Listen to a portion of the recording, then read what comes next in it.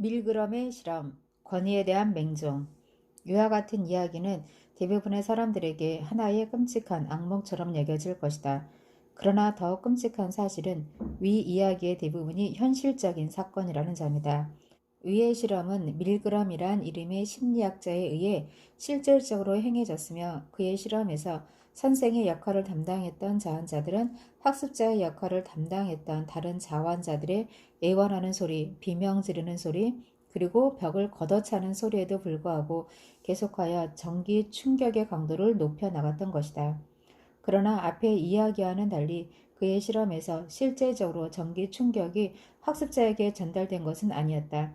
고통 속에서 애원하고 소리를 질렀던 학습자는 전기의 충격을 받은 것처럼 가장한 밀그럼의 실험 조교였다.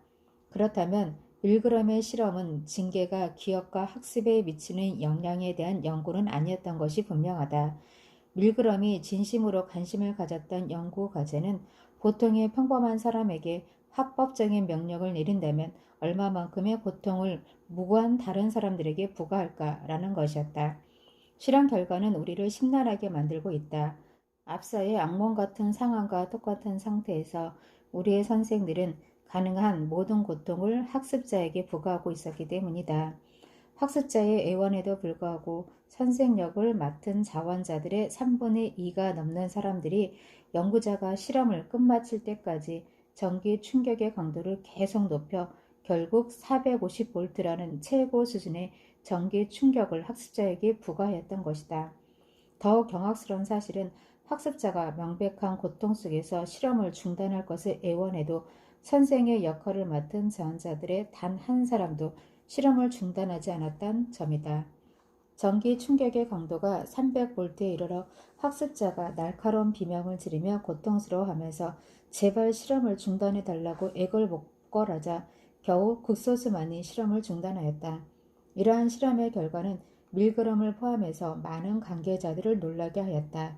실험이 시작되기 전에 밀그럼은 그의 동료 교수들, 대학원 학생들, 그리고 예일 대학의 학생들을 가로 열고, 밀그럼의 실험은 예일 대학에서 실행되었다 가로 닫고 대상으로 하여 실험의 진행 절차를 설명한 후 연구자의 지시에 따라 가장 높은 수준인 450볼트의 전기 충격을 동료 자원자에게 부과할 자원자들이 얼마나 될 것인가를 가늠하도록 요청하였다. 그들의 의견은 아마도 1, 2% 정도를 넘지 않을 것이라는 예상을 하고 있었다. 39명의 심리치료자들을 대상으로 한 또 다른 조사는 1000명의 1명 정도가 최고 수준의 전기 충격을 동료 자원자에게 부과할 것이라고 예상하였다. 이들의 예측은 모두 빗나갔다. 실험의 실제 결과를 예측한 사람은 아무도 없었다. 그렇다면 실험의 놀라운 결과는 어떻게 설명할 수 있을까?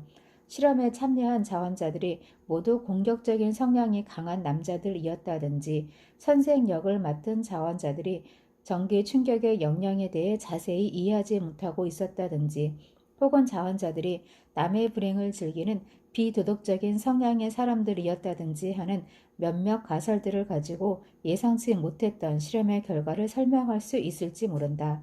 그러나 추후의 연구에 의하여 앞서의 가설들은 모두 타당하지 않다는 것이 밝혀졌다.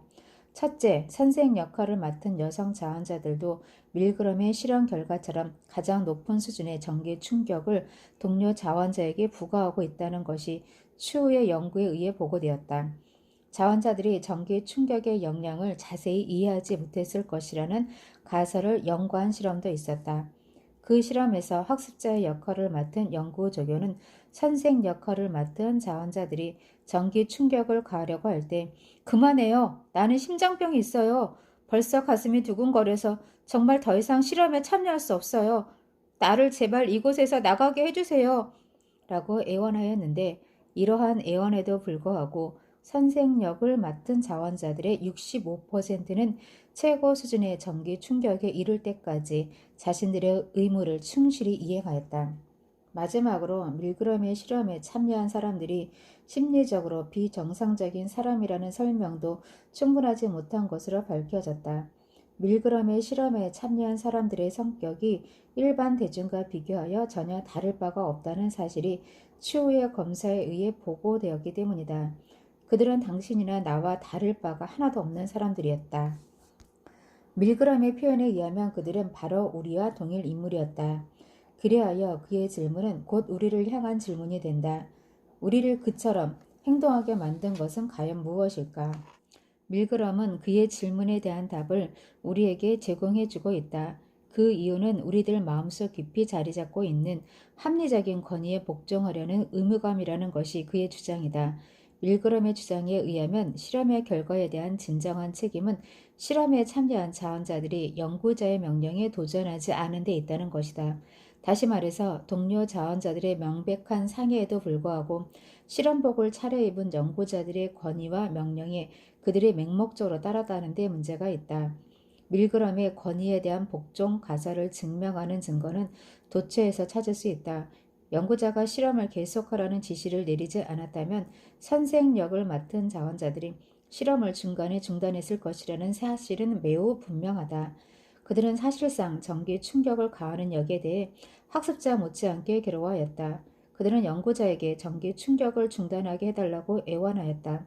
그러나 연구자는 그들의 요구를 들어주지 않았고 그들은 하는 수 없이 부들부들 떨면서 진땀을 흘리면서 그리고 입술에 피가 날 정도로 이를 악물어 가면서도 전기 충격을 전달하는 스위치 레버를 잡아당겼다.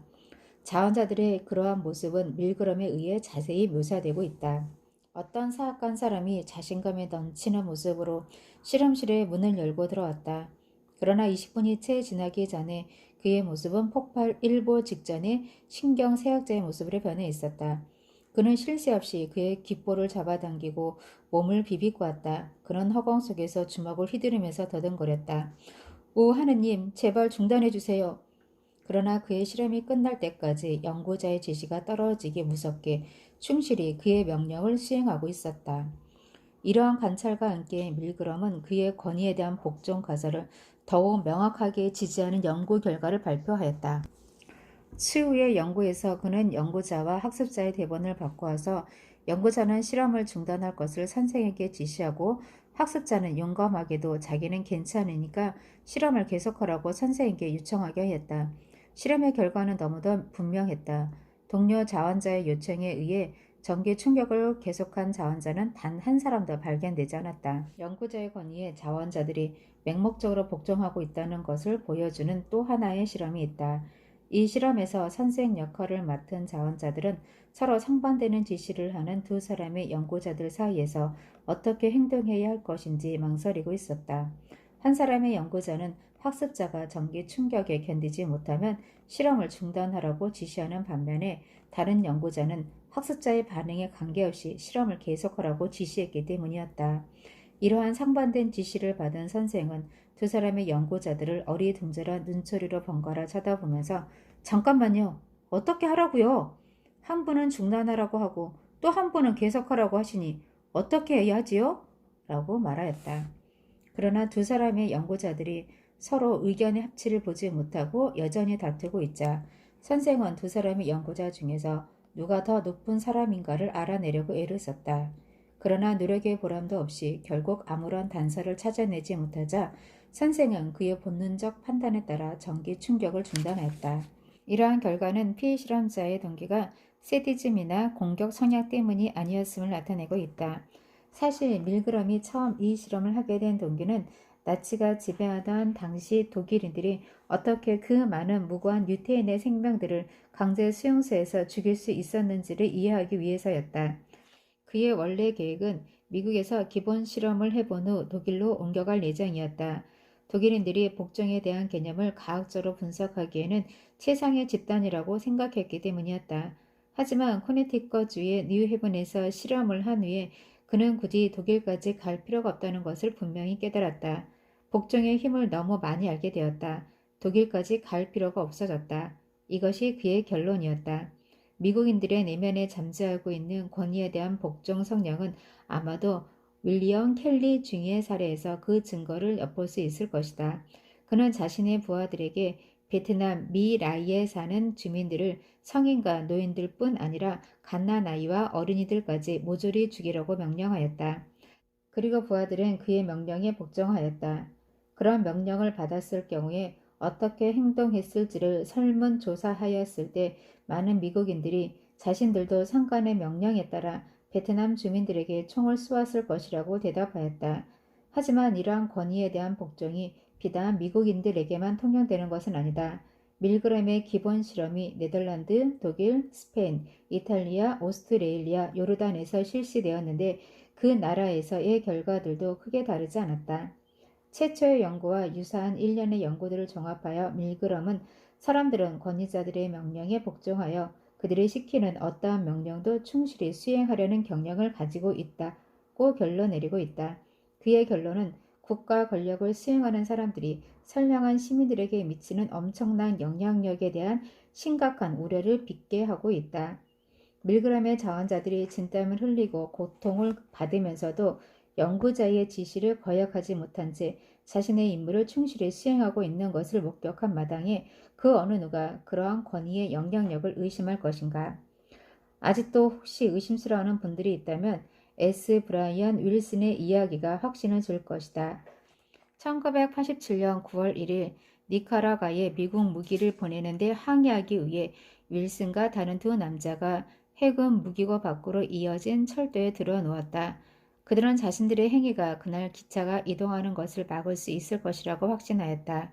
이미 3일 전에 해군과 철도원들에게 그들의 의도를 통보했기 때문이었다.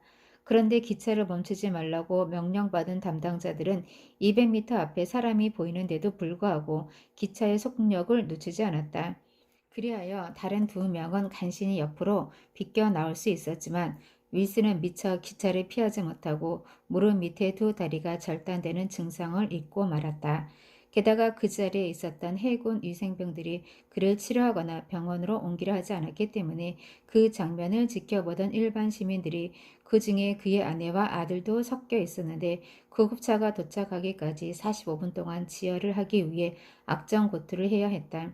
놀랍게도 베트남에서 4년간 복무했던 윌슨은 해군 사병들이나 위생병들을 탓하지 않았다. 그 대신 복종에 대한 압력으로 그들의 행동을 지배했던 체제 자체를 비난하였다. 그들은 내가 베트남에서 했던 행동과 똑같이 했을 뿐입니다. 미친 정책에서 파생된 명령에 따랐던 것입니다. 그들도 희생양에 불과합니다. 수송 담당자들도 희생양이라는 면에서는 윌슨의 의견에 동의하였다. 하지만 그와 같은 아량을 지니지는 못했다. 오히려 수치심, 정신적 고통, 육체적인 스트레스에 대한 피해 보상을 요구하며 윌슨을 고소하였다. 윌슨으로 인해서 그들이 명령을 무사히 수행할 수 없었다는 것이 고소 이유였다.